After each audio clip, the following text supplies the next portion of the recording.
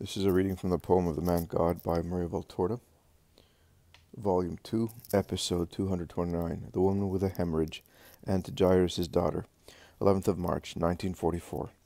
This vision appears when I am praying, and I am tired and vexed, and thus in the worst condition to think about my things. But physical and mental tiredness and vexation vanished as soon as my Jesus appeared, and I write. Jesus is walking on a sunny, dusty road that runs along the lake shore. He is making his way towards the village, and is surrounded by a large crowd, which was certainly waiting for him. The people throng round him, notwithstanding the fact that the apostles push with their arms and shoulders to make way for him, and raise their voices to persuade the crowd to make room. But Jesus is not upset by so much confusion, as he is taller by a head than those around him. He looks and smiles kindly at the crowds pressing round him. He replies to their greetings. He caresses a few boys who succeed in creeping through the hedge of adults, and thus get close to him. He lays his hand on the heads of babies raised by their mothers above those who are nearer Jesus, so that he may touch them. And he continues to walk, slowly, patiently, in the midst of the shouting and continual pressure that would annoy any other person. A man shouts, "Make way! Make way!" It is a panting voice, and it must be known to many, as it is obviously the voice of an influential person, because the crowd opens out, albeit with some difficulty, such as the crush, to let a man about 50 years old pass. He is wearing a long, loose garment, and round his head he has a kind of white handkerchief, two flaps of which hang down along his cheeks and neck. When he arrives before Jesus, he prostrates himself at his feet and says, "O Master, why have you been away so long? My little girl is so ill. No one can cure her. You alone are her mother's hope and mine. Come, Master, I have been waiting for you with immense anxiety. Please come at once. My only daughter is dying." And he weeps. Jesus lays his hand on the head of the weeping man, who is bent and shaking with sobs, and replies to him, "Do not weep. Have faith. Your daughter will live. Let us go to her. Stand up. Let us go." His final words sound like a command. Before he was the comforter. Now it is the dominator who is speaking. They set out. Jesus is walking beside the weeping father, and is holding him by the hand. And when the poor man is convulsed with deeper sobs, I see Jesus look at him and press his hand harder. He does not do anything else. But how much strength must flow into a soul that is dealt with thus by Jesus? Previously, James was where the Father is now, but Jesus made him move to make room for the Father. Peter is on the other side. John is beside Peter, and they are both endeavoring to stem the crowds, as James and the Iscariot are doing on the other side, beside the weeping Father. Some of the other apostles are in front, some behind Jesus, but it is an impossible task. Particularly the three who are behind, among whom I see Matthew, cannot hold back the living wall. But when they grumble too much, or they almost insult the pushing crowds, Jesus looks back and says kindly, "Leave my little ones alone." However, at a certain moment he turns round with an abrupt movement, letting go the Father's hand, and he stops. Not only his head is turned round, but his whole body. He looks taller, because he has taken a kingly attitude. With a severe, inquisitive countenance, he scans the crowd. His eyes are flashing, not harshly, but majestically. "Who touched me?" he asks. Nobody replies. "Who touched me, I repeat," insists Jesus. "Master," reply the disciples, "do you not see how the crowds are pressing round you on all sides? They are all touching you, notwithstanding our efforts." Jesus, while speaking, looks 3 or 4 times at a little woman, about 40 years old, very poorly dressed and emaciated, who endeavors to disappear in the crowds and vanish completely. His eyes must be burning her.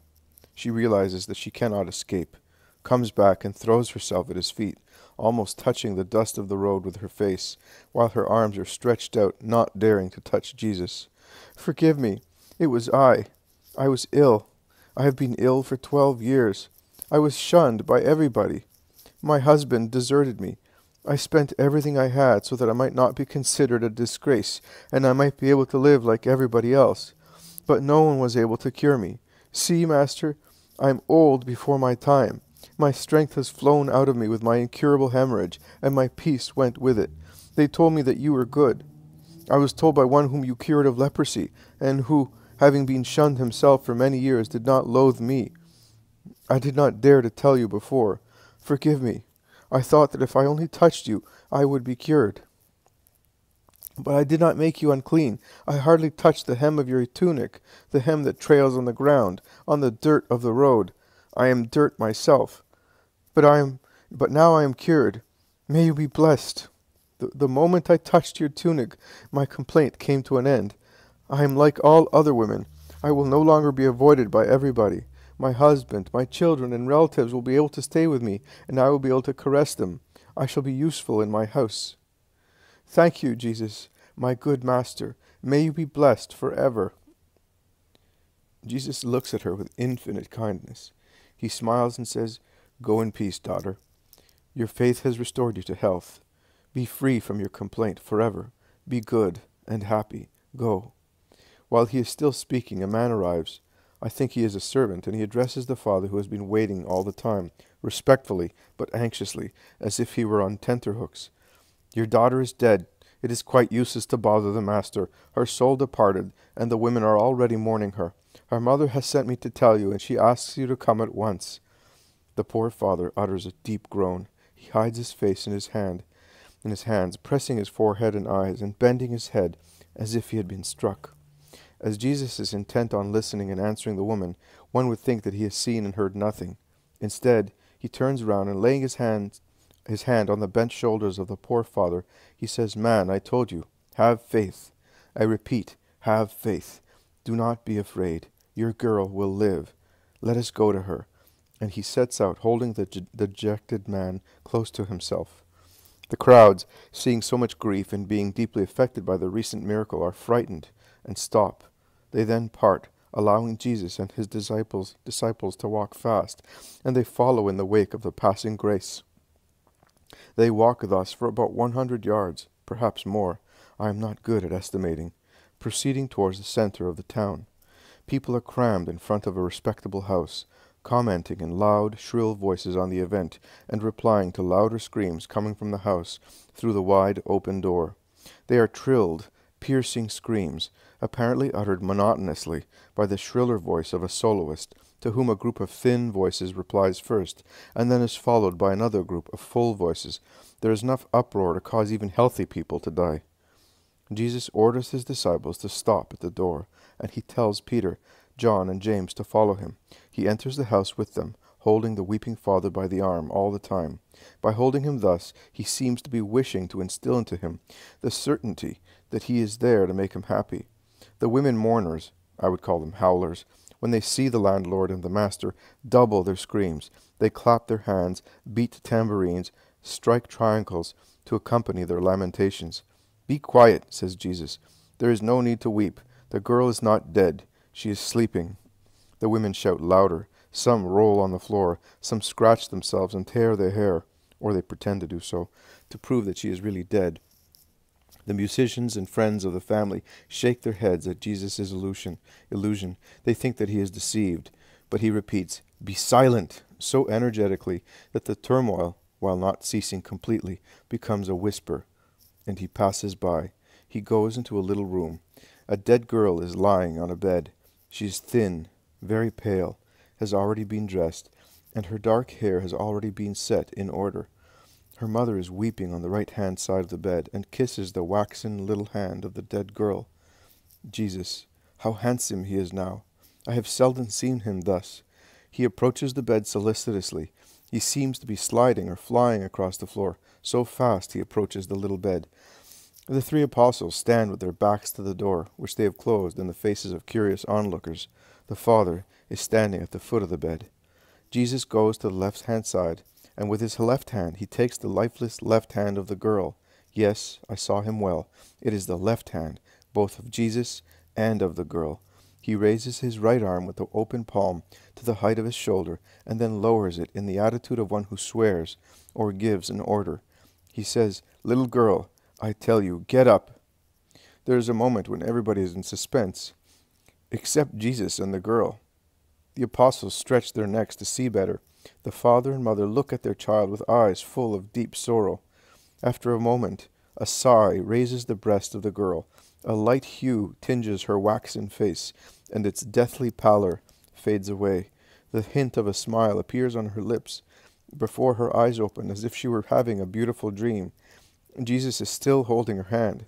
She gently opens her eyes and looks round, as if she were awaking. She sees first the face of Jesus, who is looking at her with his most beautiful eyes, and smiling kindly to encourage her. And she smiles at him. "Get up," repeats Jesus, and he pushes aside with his hand the funeral ornaments spread on the bed and around it, flowers, veils, etc., etc., and help her to get up and take her first steps, holding her by the hand. "Give her something to eat now," he commands. "She is cured. God has given her back to you. Thank him for that, and do not tell anybody what happened. You know what happened to her.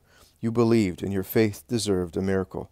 The others did not have faith. It is quite useless to endeavor to convince them. God does not show himself to those who deny a miracle. And you, my little girl, be good. Goodbye. Peace to this house." And he goes out, closing the door behind him. The vision ends. I will tell you that the 2 points of it which made me joyful are those in which Jesus looks among the crowd for the person that touched him, and above all, when standing near the little dead girl, he takes her by the hand and tells her to get up. Peace and assurance have come into me. It is impossible for one as merciful and powerful as he is not to have mercy on us and not defeat the evil that kills us. Jesus, for the time being, makes no comment. Neither does he say anything about the other things. He sees that I am almost dead, but does not consider that it is the case that I should feel better this evening. Let it be done as he wishes. I am already happy enough to have this vision.